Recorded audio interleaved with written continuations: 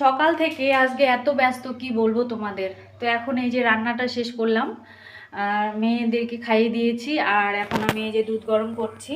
কিন্তু আমি এখনও সকালের খাবারটা খাওয়ার সময় পাইনি।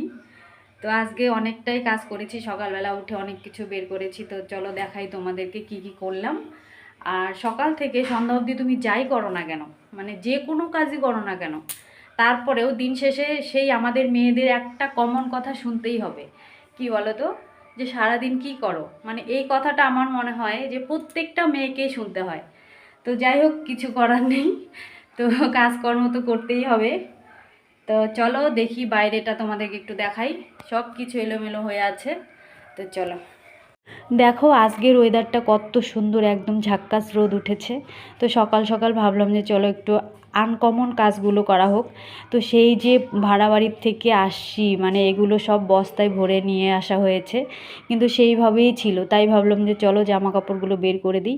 আর এগুলো না সব বাড়তি জামা কাপড়, এগুলো ব্যবহার করা হয় না। আর কিছু আগুন ধরিয়ে পুড়িয়ে দিলাম। তো যাই হোক, এগুলো এখন একটু একটু করে গোছাবো, যেগুলো রাখা যায় রাখবো, আর যেগুলো ফেলে দিতে হবে তো সেগুলো ফেলেই দেবো। দেখো এখানে সব কিছু এলোমেলো হয়ে আছে, কি বলবো, মানে অগোছালো যদিও আমার খুব একটা পছন্দ না, তারপরেও সেই মানে এত জিনিসপত্র মানে অগোছালো হয়েই যায়। তো এই জিনিসগুলো কতদিন থেকে যে ঘরে, প্রায় 6 মাস হতে চললো আমরা নতুন বাড়িতে আছি, আর এইভাবেই পড়েছিল। তাই ভাবলাম যে আজকে একটু রোদ দিয়ে তারপরে বস্তায় ভরবো। তারপরে চলো তোমাদের আরও একটা জিনিস দেখাই, আমিও জানতাম না যে এই জিনিসটা এখানে। এই দেখো, এই যে এটা হচ্ছে হ্যারিকেন। তো এটা এখন অনেক বাচ্চারাই হয়তো চিনবে না। আমার মেয়ে সকালবেলা উঠে বলছে, মা এটা কি? তো ছোটোবেলায় কিন্তু আমরা এই হ্যারিকেনের আলোতেই পড়াশোনা করেছি। মানে সত্যি কথা বলতে আমাদের তখন কারেন্ট ছিল না আমাদের বাড়িতে, আমার বাবার বাড়িতে।